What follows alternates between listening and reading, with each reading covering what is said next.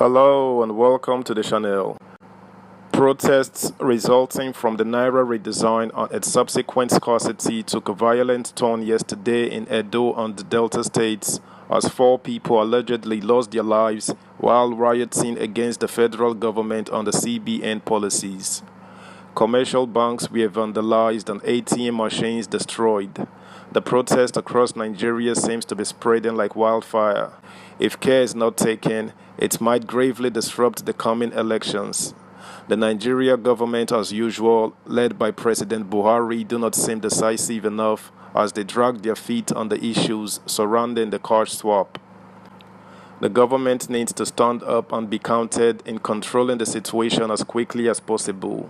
Failure to do so might be catastrophic. The longer it persists, the more dangerous it gets. We shouldn't have to lose human lives over government policies.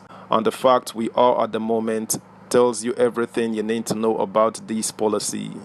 Subscribe, like, share, and comment.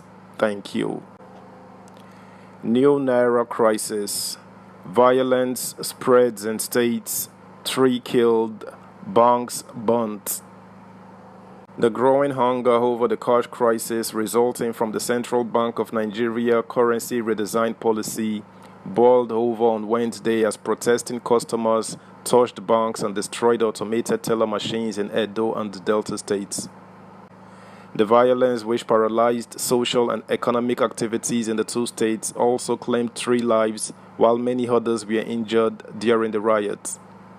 The protest equally spread to Oyo, Ondo, Benue and Kwara states as residents vented their anger over the scarcity of cash, which had made life unbearable for many Nigerians.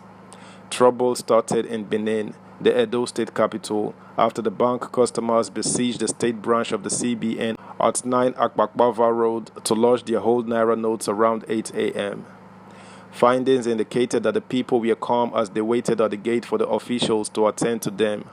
However, at some minutes to 10 a.m., a Hilux van carrying some officials attempted to enter the premises, but the people stopped it in the belief that it was there to convey new naira notes. The police officers guarding the office appealed to the people to allow the vehicle to access the premises, but they were adamant and attempted to invade the premises. The restive bank customers threw stones and sticks at the vehicle, and in an attempt to disperse the crowd, the police mistakenly shot a male customer dead, further inflaming the protesters. At 11:45 a.m., our correspondent also observed 2 corpses, one in Upper Sakbomba and the other in Uselu, but the circumstances of their death were not clear. However, the development led to an all-out offensive from the protesters, who attacked nearly all the banks along the Akpakpava Road. They also stormed the Sterling Bank, UBA, GTB, Access, Zenith, Stanbic IBTC, and others, destroying their ATMs and buildings with stones. The rioters later took over the Ring Road and were throwing stones at anything in sight.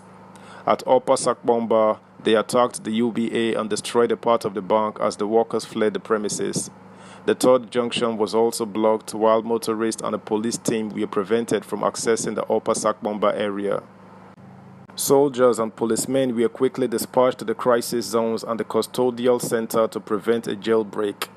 Also, members of the Edo State Security Network and vigilantes paraded the streets, dismantling the roadblocks set up by the protesters in different parts of the city. In Warri Delta State, youths protesting the rejection of the old naira notes raised several vehicles parked in front of First Bank PLC, Access Bank, and the Union Bank branches located in the Oroworu area of Udu. As early as 9 a.m., the bank customers started arriving in the area, which became crowded within a short time. But they grew restive after waiting for some time without being attended to by the bank officials. They became uncontrollable and set fire to vehicles parked in front of the banks.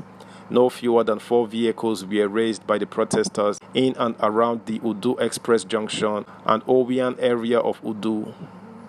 The Punch gathered that the protesters, who comprised mainly tricycle and motorcycle commercial operators, similarly attacked the ATM points before setting the bank halls on fire. The mob blocked a section of the road before torching Access Bank and other banks. One of the protesters, who did not disclose his identity, said, "We are hungry and we are in a cash dilemma.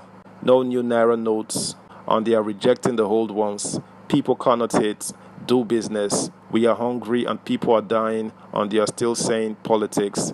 Also, a fuel station in the area was set on fire for rejecting the old notes. There was tension following heavy gunshots fired by soldiers and policemen drafted to protect banks in Udu, Efron, and Warri. Subscribe, like, share, comment, and please turn the notification bell on. Thank you. The police public relations officer for the Delta State Command, Bright Edafe, could not be reached for comment on the incident as of the time of filing these reports. In Ibadan, the Oyo State capital, as early as 7 a.m., protesters started barricading the major roads to protest the naira and fuel crisis in the state. They also blocked the Lagos-Ibadan expressway, grounding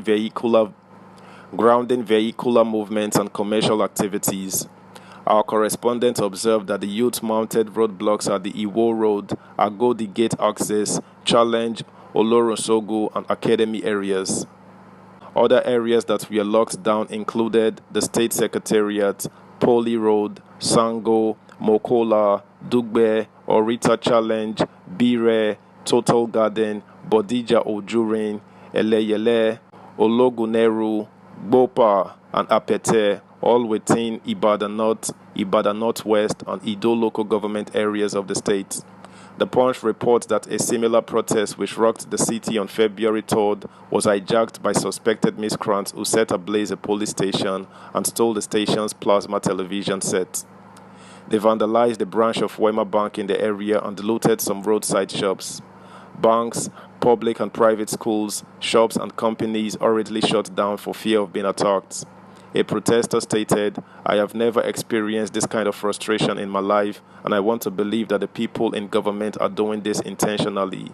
They have their target. They wanted to add to our suffering so that we will not come out during the election, but they have failed." Motorists expressed worries over the development. Mr. Dakbo Adedeji said he was on his way to Lagos from Oshogbo when he met the youth on the Iwo Road and they asked him to turn back. He said, "I first met them at Iwo Road and they sent me back, so I followed other vehicles to Old Ife Road. Luckily, I was able to get to this place, Olorosogo, but these guys are radicals because they were carrying stakes and almost broke my windscreen, but I quickly reversed. This is getting serious and the government should do something. The last time I experienced this kind of thing was during the EndSARS protest. They shouldn't allow things to get to that level again," he added. That's the news, guys. Thanks for listening. Until next time, bye.